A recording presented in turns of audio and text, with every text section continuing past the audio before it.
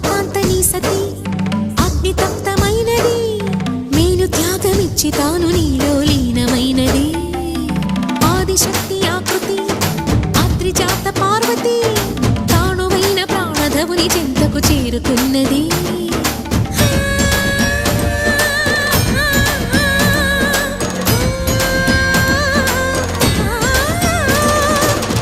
భువికి తరలించేలా ధరణి దివిని తలపించేలా